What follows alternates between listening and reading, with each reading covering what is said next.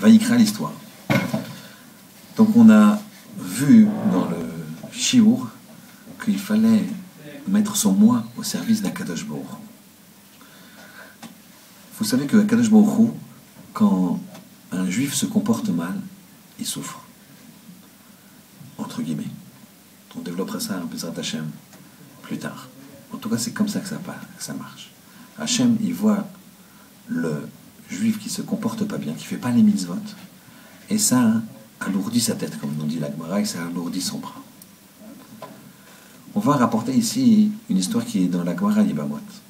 À la fin du 4e chapitre, on nous raconte que Yeshaya, il était en face d'un roi qui s'appelait Ménaché, qui était un roi idolâtre. Yeshaya était lui un prophète qui servait Hachem.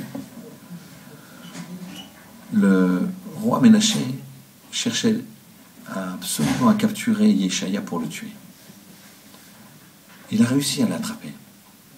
Et il lui a dit, tu sais, je vais te tuer. Et pas d'après mes lois idolâtres. D'après tes lois à toi.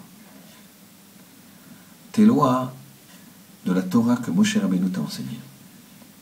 Et il lui a donné 3 raisons pour lesquelles il estimait que Yeshaya avait trahi la parole de Moshe.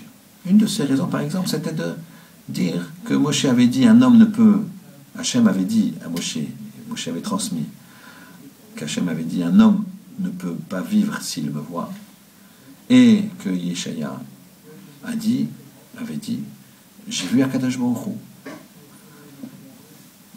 Et il a posé 2 autres questions comme ça, en lui disant, tu vois, tu t'es rebellé contre Moshe, ton maître, et donc tu es trèfle mita d'après la Torah. La Gemara dit que Yeshaya a réfléchi, et il s'est dit, bien que j'ai les réponses à toutes ces questions, notamment par exemple un homme ne saurait me voir et vivre, et quand ça c'est Moshe qui parle, parce que Moshe il avait une vision très très claire, pas tout complètement claire bien sûr, mais beaucoup plus claire que celle de Yeshaya, et donc c'était dangereux, c'était impossible de voir Hachem de la façon dont Moshe aurait pu le voir. Alors que Yeshaya, il n'avait pas un aspect clair de la vision, c'était beaucoup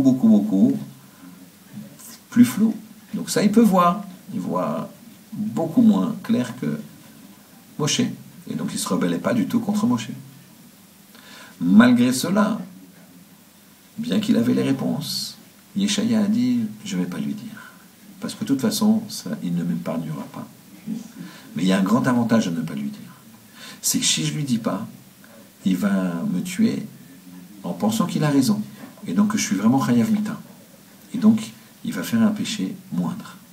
Par contre, si je lui dis qu'il s'est trompé, que je ne me suis pas rebellé contre Moshe, à ce moment-là, il va mourir mézid. Il va mourir il va me tuer de façon préméditée, et c'est beaucoup plus grave.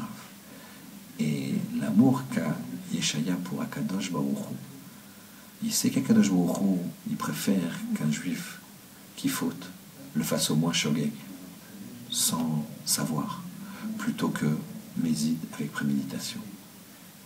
Et imaginez ce qui se passe. Ménaché va tuer Yeshaya. Donc au moins, entraîne-le avec toi dans la mort. Pas du tout. Yeshaya, il fait passer son moi par rapport à Kadosh Baruch Hu et par rapport à l'homme qui est en face de lui, qui est un juif, et il veut qu'il soit moins puni. Parce que c'est mieux pour lui, et entre guillemets, surtout c'est mieux pour Hachem. Voilà comment il faut appréhender les mitzvot, voilà comment il faut appréhender sa relation avec Akadosh Baruch Hu.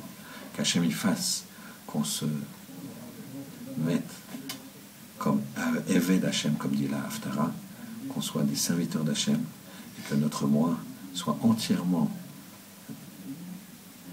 dirigé pour faire sa volonté et vers les autres, qui est également de faire du bien pour faire sa volonté. Shabbat Shalom.